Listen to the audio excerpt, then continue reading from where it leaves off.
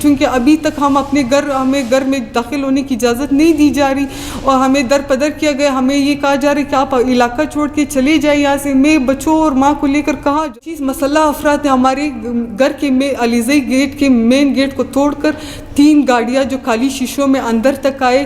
میری والدہ گھر میں موجود تھی, میرا چھوٹا بھائی اور میری چھوٹی بہن گھر میں موجود تھے, ان کو یرغمال بنایا اور ہمارے گھر کی قیمتی صندوق جس میں سونے اور نقدی رقم اور ہماری قیمتی کارپیٹ اور ڈیپ فریزرز, ٹرانسفارمر اور سولر پلیٹس جن سے ہمارے پورا ایک ٹیوب ویل چل رہا تھا, سارے اٹھا کر لے کر گئے. اور ان لوگوں کو صبح بسم اللہ الرحمن الرحیم. Press release, print media, electronic media. بسم اللہ الرحمن الرحیم. Press release, print media, electronic media. السلام علیکم تمام صحافی حضرات. میں ڈاکٹر رائلہ سمیع اللہ, میں ڈاکٹر صدیق اللہ, پروفیسر ڈاکٹر صدیق اللہ ترین کی بھتیجی ہوں. قوم ترین. میرا تعلق قلعہ علیزئی ڈسٹرکٹ پشین سے ہے.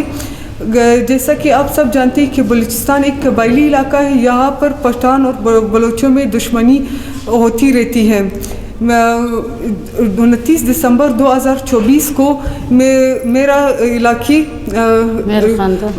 علیزئی قلعہ علیزئی میں ایک واقعہ پیش ہوا عصر کے ٹائم, جس میں میرا بھائی بلال احمد اپنے گھر سے نکل رہا تھا. اس میں مسلح افراد نے قاتلانہ حملہ کیا. جن لوگوں نے حملہ کیا وہ ہمارے مخالفین ہیں. ان کے ساتھ 1.5 سال سے ہمارے کیس عدالتوں میں زیر سماعت ہے. ان سب کی کاپیز عدالت کے سارے ریکارڈ ہمارے پاس موجود ہے. ہم میڈیا والوں کو سب کو ادارے جو بھی تحقیق کرنا چاہتے ہیں وہ ہم سے لے سکتے ہیں. یہ واقعہ جب ہوا اس دوران میرا والد انجینئر سمیع اللہ ترین اور میرا بھائی خلیل جبران اس ٹائم کوئٹہ میں موجود تھے. وہ لوگ اس واقعے کے دوران وہاں پہ موجود نہیں تھے. تمام CDR رپورٹ ریکارڈ ہمارے پاس موجود ہے. ہم سارے الیکٹرانک میڈیا کو دکھانے کے لیے تیار ہے. اس کا فائدہ اٹھا کے یہ سارا واقعہ عبدالرؤف سیگی جو ترین قومی سربراہ ہے اس کے کہنے پر پہلے دن سے یہ جو ہمارے مخالفین ہیں ان کا کیس جو عدالتوں میں چل رہا ہے اس کے ناجائز سفارشات کی وجہ سے یہ مسئلہ قتل تک پہنچ گیا. یہ واقعہ جب ہوا تو ان لوگوں نے مخالفین نے فائدہ اٹھا کر جھوٹا FIR ہمارے خلاف درج کیا, جس میں میرا والد عزیز سمیع اللہ کو اور خلیل جبران کو ناحق اس میں پھنسایا گیا FIR میں. جی عبدالرؤف ترین نے جا کر جو ترین سربراہ ہے قبائل کا وہاں پہ جا کر جنازے میں قبرستان میں میرے بھائی اور میرے والد کے خلاف سخت بیان کیا. اس میں اس نے یہ کہا کہ جن پہ FIR کاٹی گئی ہے ان کے خلاف جو شہید ہوئے ہیں وہ ہمارے اپنے خاندان کے ہمارے عزیز ہیں. میں ان کے لیے بہت شدید افسوس ہے مجھے.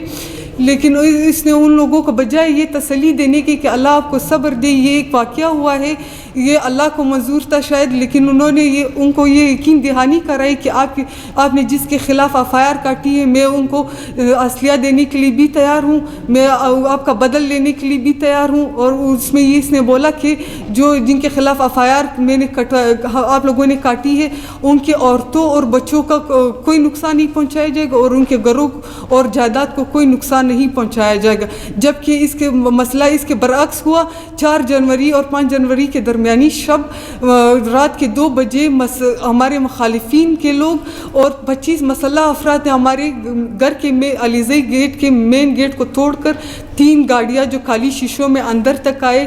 میری والدہ گھر میں موجود تھی, میرا چھوٹا بھائی اور میری چھوٹی بہن گھر میں موجود تھے, ان کو یرغمال بنایا اور ہمارے گھر کی قیمتی صندوق جس میں سونے اور نقدی رقم اور ہماری قیمتی کارپیٹ اور ڈیپ فریزرز, ٹرانسفارمر اور سولر پلیٹس جن سے ہمارے پورا ایک ٹیوب ویل چل رہا تھا, سارے اٹھا کر لے کر گئے. اور ان لوگوں کو صبح ہوتے ہی گھر سے نکالا گیا ہے اور ان لوگوں نے گھر میں شدید توڑ پھوڑ तोड़ भी की है और इन लोगों का घर से फायरिंग ये करके इनको ज़्यादा खौफ करके घर से बाहर निकाला गया।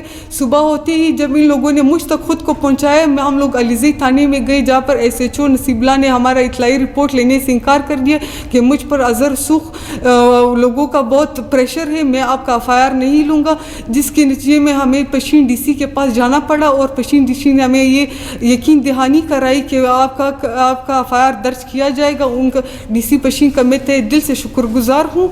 ये सारा मसला चल रहा है, इसके बावजूद अब्दुल रऊफ़ तरीन जो सगी का है ये सरबरा हमारे बागात पे, हमारे घर पे मुसल्ला गाड़ियों की पैरे लगवा रहा है और वहाँ पे हमारे जो बसगर है उनको डराया धमकाया जा रहा है, उनको जान से मारने की धमकियाँ दे रहे हैं कि आप लोग ये घर छोड़ के चले जाओ, ये जायदाद और हम मेरे घर पे तो नाजायज़ कब्ज़ा जमा कर बैठे हुए हैं, जिनके सारे रिकॉर्ड्स मेरे पास मौजूद है कि मेरे घर में जो तोड़फोड़ हुई, मैं सारे इलेक्ट्रॉनिक मीडिया को ये दिखाने के लिए तैयार हूँ।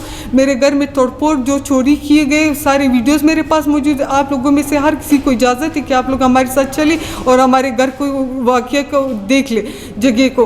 वो उसके बावजूद हमारे बागात में गाड़ियों की पैरे चल रही है अभी तक और मुसल्लह अफराद जो है हमारे बसगरों को तो वहाँ से निकाल दिया गया घरों को और वहाँ पर ये लोग अपने नाजायज़ कब्जे करके बैठे हुए हैं।